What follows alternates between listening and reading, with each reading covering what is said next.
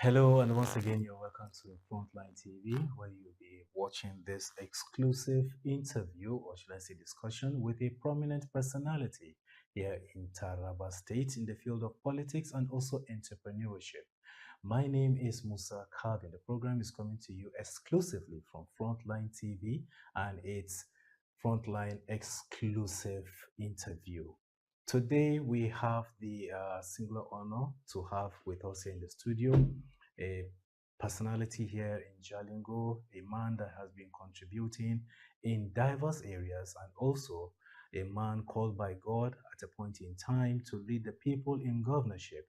So I will allow him to actually introduce himself and give us more of a little bit of his profile. My name is Musa Calvin, your anchor for today's program. And sir, you are welcome to our studios in Frontline TV. Thank you for having me. Good morning. My name is Professor Jerome Yame. People calls me the People's Professor. I'm a teacher by calling. I'm an entrepreneur by profession. I'm equally a politician by calling. So, sir, well, you have just told us a little bit of the intro of you. We would like to know a little bit more of you, a little bit deeper, who Professor Jerome Nyame is. Yes, Professor Jerome Yame is a 51-year-old man, hailed from the local government. My mother is a Kona woman, and I have worked both in the state civil service. I rose from executive officer to chief admin officer in the office of the head of service before I started a new career in the university. I started as a lecturer one when I returned in 2012 with my PhD from Philippines, where I study. I had PhD in business administration. I started a career as a lecturer with the economic department. I grew through the rank and became a professor of entrepreneurship. I've been the longest serving director, Center for Entrepreneurship and Development. Most of the businesses in the university, I established them, like the TSU breads and other confectionaries. I started the entrepreneurship practical skills in the university, where all undergraduates must learn particular traits before graduating. Of a recent, I have served as a consultant to the United Nations World Food Program on food nutrition and food security. It's a consultancy that lasted for 6 months. I have finished the consultancy successfully, and we held the national summit on nutrition and food security in Nigeria. Currently, I'm still lecturing with the Department of Business Administration, Taraba State University, as one of the first professor of the department. And I am into uh, uh, uh, community development. I carried out a research and discovered that there is basically two major factors that is responsible for inability of young men to engage in business. One is lack of capital. Two is fear of the unknown. But the lack of capital carries about 80%. Then the other one is just 20%. And through my research, I came up with a concept that you can start a business without money. And that has been helping. That's why you see me with traders, you see me with diverse kind of people, the disabled. I move around, and I also have I have a master class called the Believers Young Entrepreneur Master Class, where we move around the whole 16 local government and empower youth on how to start business without money. Thank you. That's a very interesting, rich CV of yours. So we'd like to really say kudos and more grace. And we pray that God Almighty will continue to see you through. Indeed, you are a pillar to be reckoned with, not only in the area of politics, but entrepreneurship and also in the lives of the young people here in Taraba State. Being that you always move around, not only based in one local government, but in almost all the 16 local governments. And I want to believe, because I've been following your page on the social media, I've been reading so many of your achievements. I've been reading a lot of testimony that you have been able to mentor so many people that today are becoming something in the society. So we really like to say kudos to you and again welcome you to our studios, that is Frontline TV studios. Thank you, all to the glory of God. Thank you so much, sir. So there you have it. You have heard a little bit of the in-depth CV of Professor Jerome Inyane, and just like you've heard, he has been able to establish quite a lot of things that has to do with the development with people, especially in the area of entrepreneurship and also in the state university. And presently, he is still a lecturer with the Taraba State University. And also, not only that, he is in the area of the of entrepreneurship and what have you. He has also been able to dabble a little bit about politics. So I just want to ask, why did you decide to diversify a little and go into politics? Well, you see, earlier when I made my introduction, I said I'm a called person as a teacher. I'm also a called person as a politician. I had the privilege to be raised and groomed by the former governor of Taraba State, Reverend Jolie Tavoro Nyame, who has mentored me up to this stage I am. Well, at that point, there are moves for me to contest. There are moves for me to take appointment. I said, no, I must get to the apex of my career and until I became a professor. But every child you see has a voice.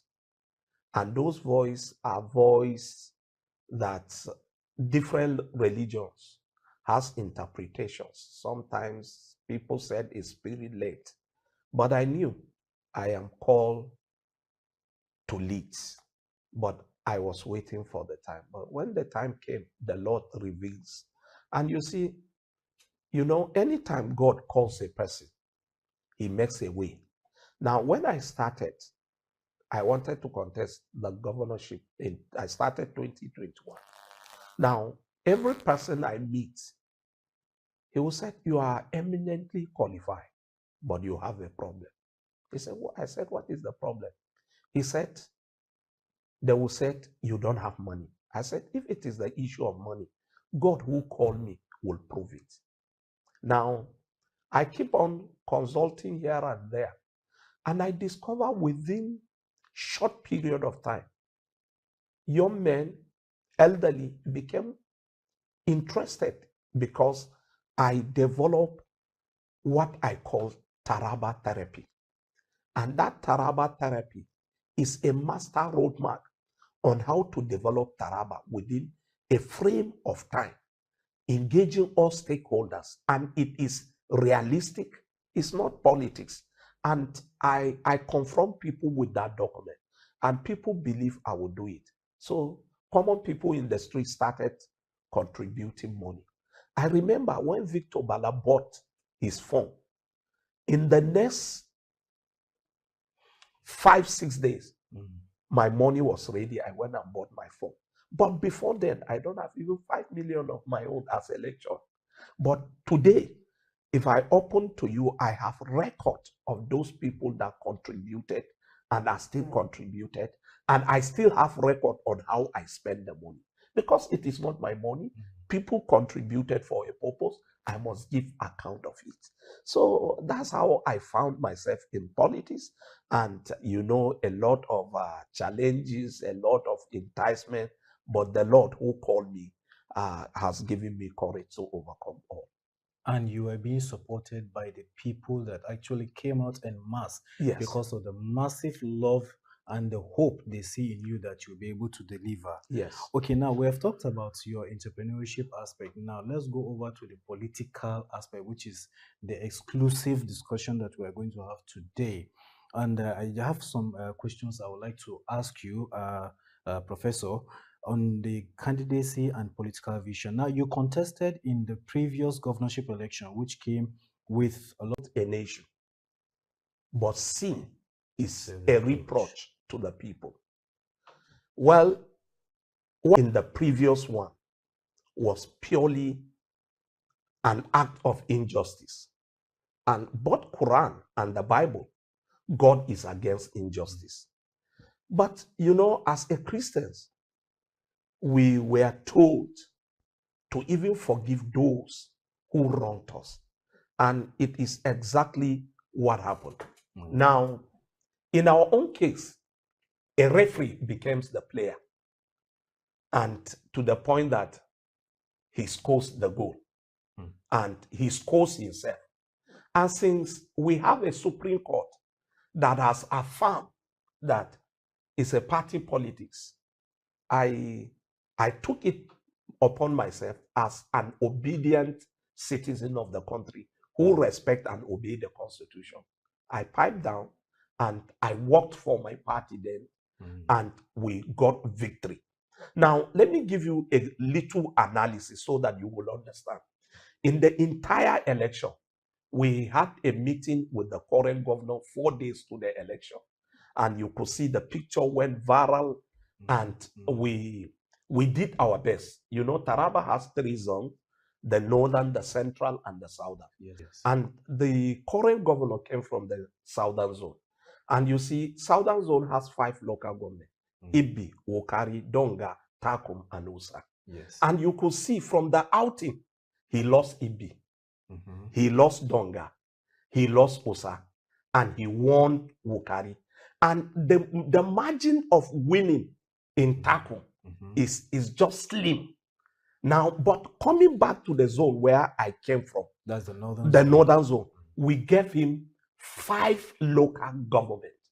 He got Zin, he got Yoro, he got Lau, he got Karim, he got Okola, and lose only Jalingo. Now, you could understand that the entire strength of his winning election is the northern zone. Yes. And that is the zone I came from. Now, imagine I refuse to agree with him. That is the discussion for another day. Yeah. Or other aspirants that contested alongside with me refuse to agree with him. That is another discussion for another day. So we gave him all the maximum support with the hope. In fact, I am on live streaming. I gave the mediator my blueprint. I said, if you have a blueprint, add to this, it will help you, and I will be available. I will be available at any time you want us to help to develop the state. But to be frank with you, I don't want to be a sycophant. I don't want to be a praise singer. I have not seen the kind of Taraba I intended to be. And to this end, I think that has pushed me the more to start planning and thinking on contesting the 2027 election. Because that was I wanted to I want to ask a question, because you know, with all these experiences that you have passed through, the knowledge, the availability, and you mentioned not yet seen the Taraba that you desired and hoped to see, because all these experiences must have taught you something. So I want to believe that from the previous campaign, it has shaped your strategies and priorities for 2027. So now I want to now ask the preparedness of the electoral body, because you earlier mentioned the issue of the election process, whereby the referee becomes the determinant factor and also what have you. What is your assessment of INEC's preparedness and their neutrality ahead of the 2027 election, unlike what happened in the past? Because you know they're the empire, they're the decision empire. INEC's assessment, sir. Well, you see, Uh, I don't want to speak about INEC at this point because my event took place uh, on the basis of party. It was not general election. Okay. It was a primary election. Yeah. Now, when you ask me about preparedness of INEC, well, as every Nigerian may think, uh, they keep improving from the recent previous election we have seen in some states. There are great improvement. And with the new leadership, we hope they will prepare to the point that people will say of the truth, this election is credible. Okay, because just like you mentioned, we have the improvements, the electronic transfer of results. We have the beavers and what have you, the transmission electronically and every other thing. So it's a great improvement from the side of INEC, right? Now, sir, you mentioned something earlier that also captured my attention. Sorry, I'm going to digress a little bit. The Taraba that you desired, can you give us a picture of it? Well, you see, when you look at Taraba State, you will understand that we are endowed with potentials, both human and capital. Now, if you want to review backward, in every sector in this country, you will discover that one Taraba person is doing well.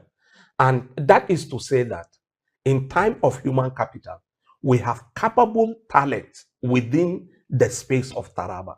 All we need to do is to unmask their talent. Now, once we are able to give them a creative environment, a conducive environment, supportive environment to unmask their talent, I want to tell you, they will do great and mighty things for the state. Now, coming to the natural resources, I want to tell you Taraba State is a virgin land. There are a lot of things that we could do to drive the youth out of the street and to have something to do. Now, let's look at agriculture. Let's look at agriculture.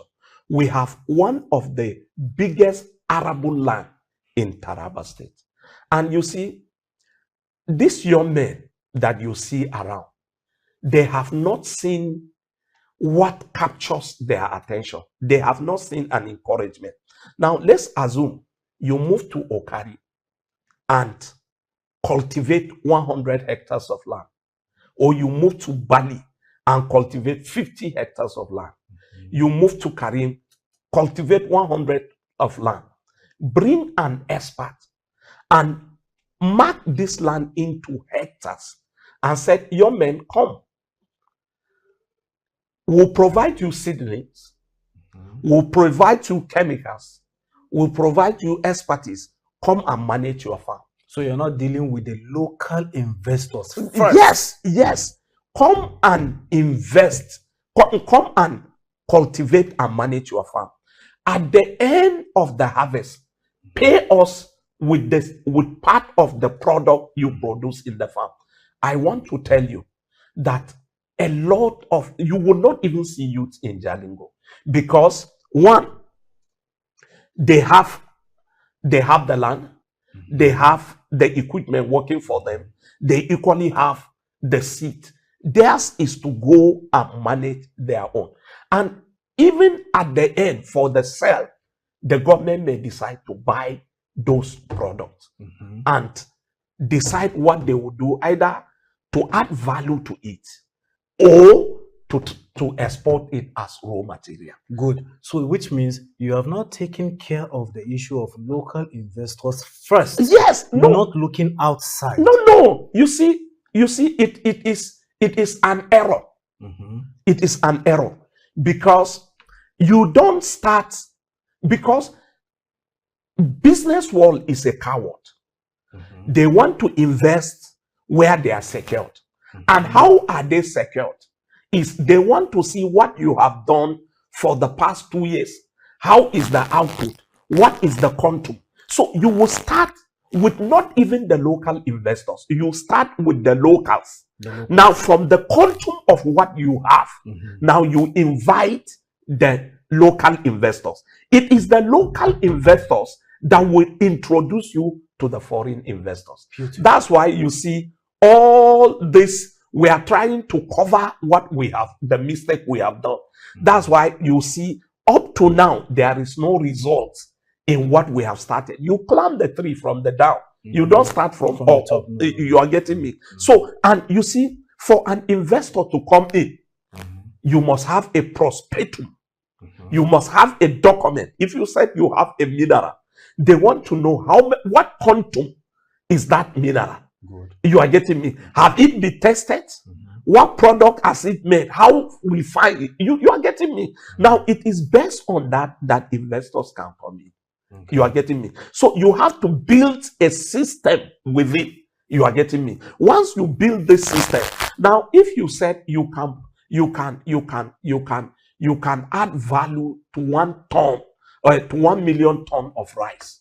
Now you can add value because agriculture has a larger up to 14 value chain. Rice alone has up to 14 value chain. Now, if you are going to add value and export one aspect of it or what you intend to do, then it will start with the people. From the people, now haven't seen what we have. You are getting me. Now, company will start seeing. Now, the requirement of rice we have in Taraba, now we can start a major company. Investors can come in. You know, it is the local investors based on available assessment and interaction with the locals who are engaged direct in the business that will invite investors. That is how it's done all over the world. So, which means while the locals are also smiling, yes, the local investors, I'm talking about the locals first, that's local A, then the local B will also smile.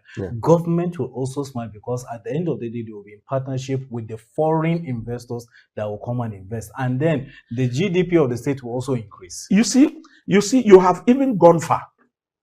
As much as these young men will be involved in agriculture, you can see directly the GDP will shoot because there is production.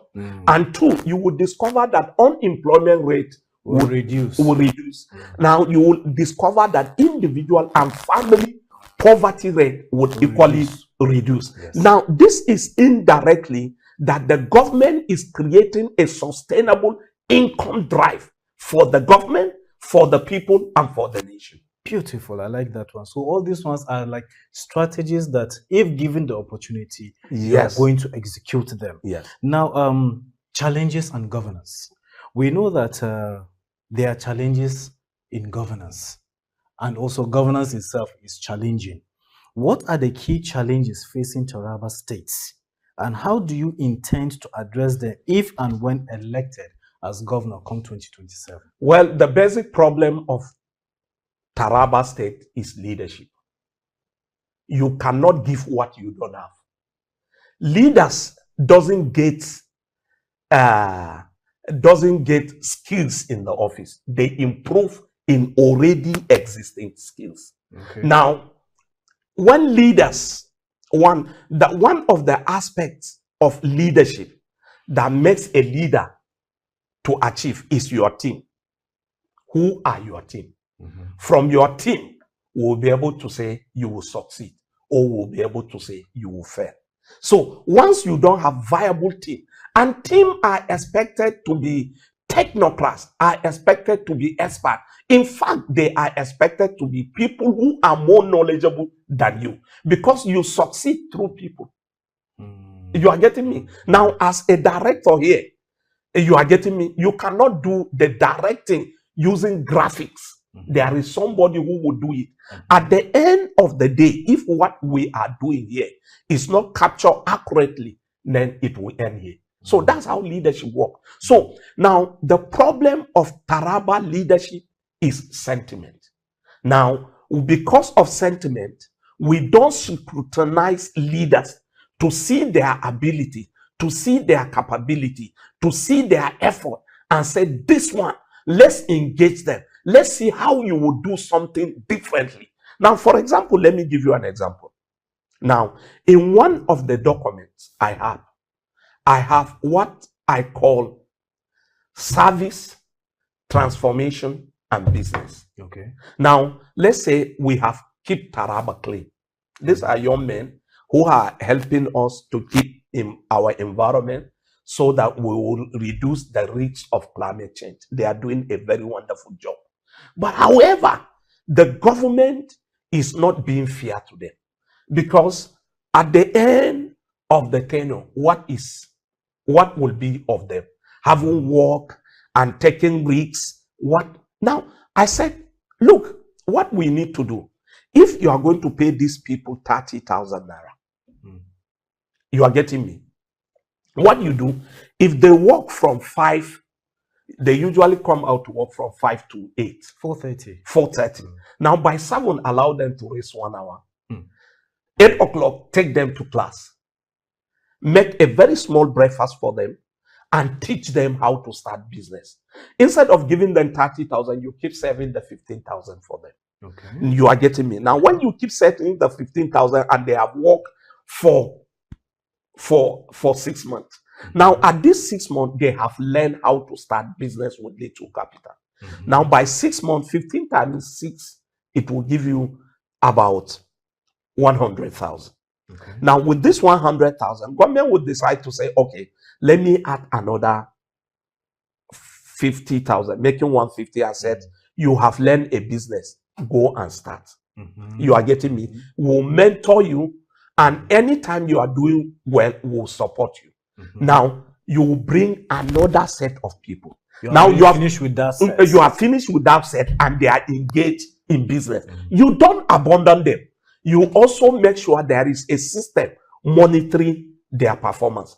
Another 6 months, they came and do.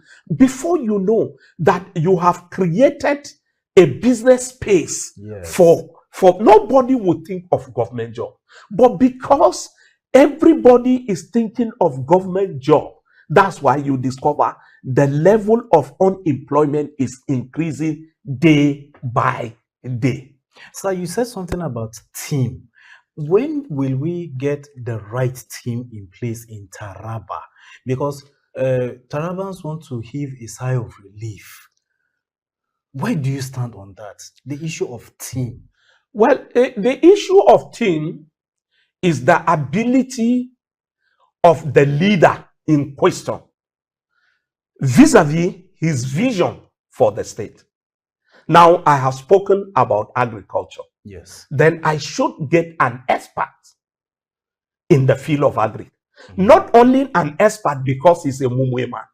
Not only an expert because he's my boy. Not only, no, an expert who has a track record. Today, Adesina is doing great in the African Development Bank because Obasanjo brought him as a minister of agriculture, or because Jonathan brought him as a minister of agriculture. You are getting me? So when you are scouting a team, you leave sentiment and bring about capability. Now, if you look at Nyame in his tenure from 1999 to 2007, he brought out experts. Now, if you look at Ambaba, he brought out experts. And that's why you discover that you could point something to their development and you could point something to the progress. Now, where we bring people based on sentiment, that is, we'll keep getting garbage in, garbage out. Exactly. Because you cannot give what you don't have. True. That is it.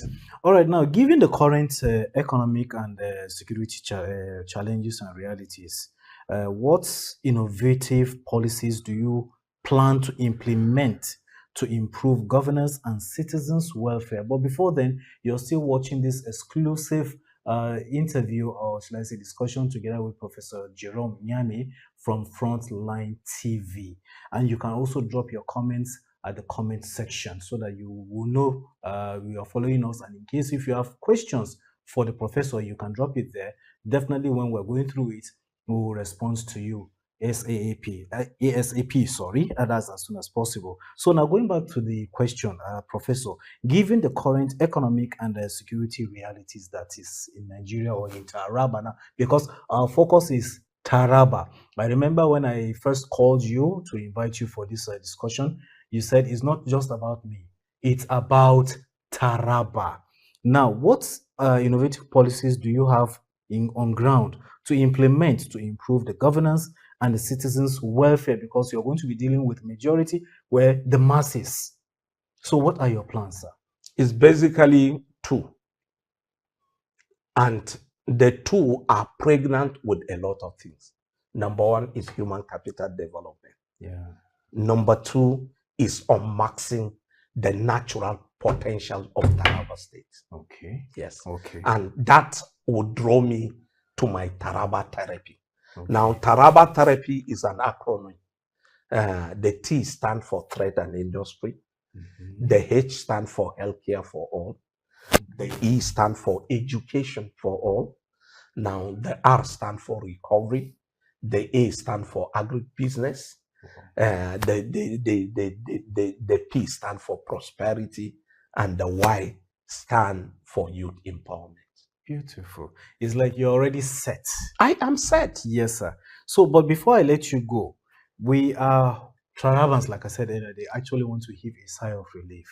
Tarabans have not been happy with the issue of infrastructure, that they're not seeing the development in that aspect. So many things. Tarabans want to heave a sigh of relief. And, there are so many things that have been happening recently, trending.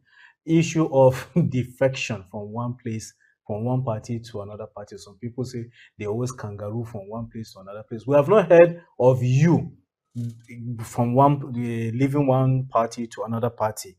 But Nigeria's political landscape is often marked by all these frequent defections. Lastly, how do you view this trend, Professor? Well, you see, you talked about infrastructural development. I think a government is best assessed by his budget.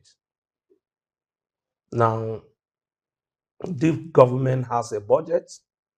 When it came in, it has 2 or 3 supplementary budgets. Now, for us to assess the government is to look at the budget. What do you say you would do? Mm-hmm. How much you got from all the sources? Have you done it? If no, why?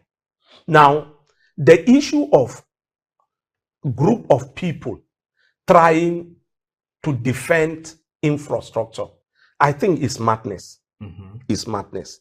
Infrastructure are tangible projects. I don't need to tell you that Nyame did a stadium.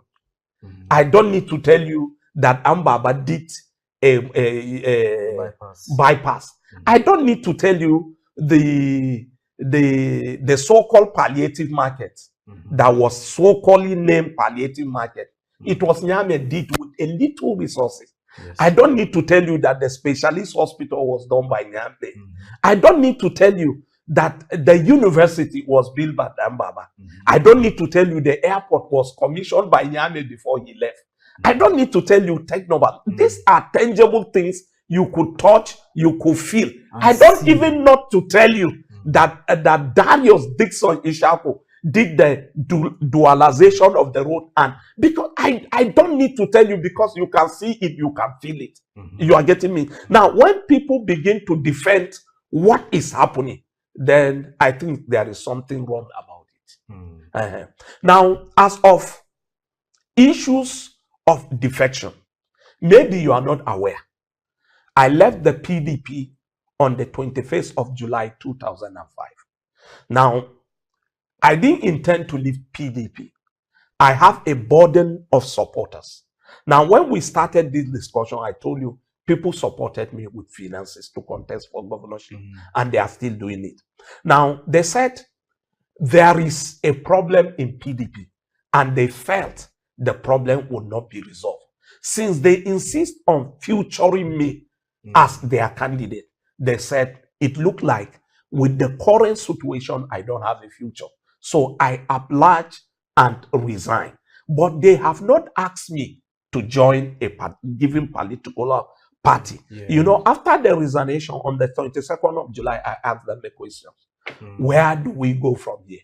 Now, the body language, some are saying go to ADC, some are saying this. You are getting me? Now, we are looking and we are consulting with the parties at both the national and at the state level. Okay. And at the end of the day, so there is nothing, and you could see our decision and the decision of the people was vindicated. Yes. 2 days ago, there is a deep crack in the PDP, which shows that their fear and their investigation, their focus about what they thought will happen hitherto has come to reality. Now, our issue of defecting to another party.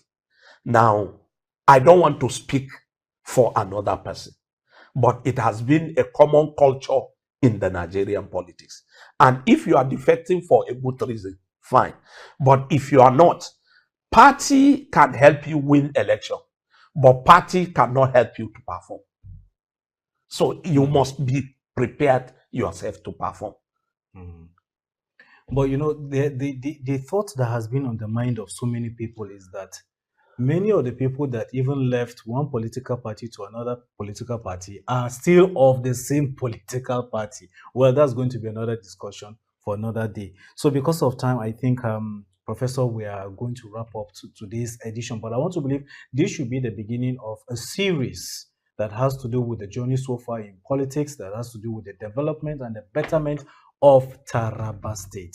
So, viewer out there, this is just going to be the beginning, but subsequently, we just hope that whenever we come knocking on the door of our professor, he will gladly entertain us and he will educate people on the more when it comes to the issue of politics and also entrepreneurship. So, Professor Jerome Nyame, thank you so much for coming to Frontline TV. It has been educative, it has been enlightening, and people have gotten to know some few things that they were not aware of. So, subsequently, I believe you will still be here with us. Thank you. I will always be available. Thank you very much for coming. Thank you. So, there you have it.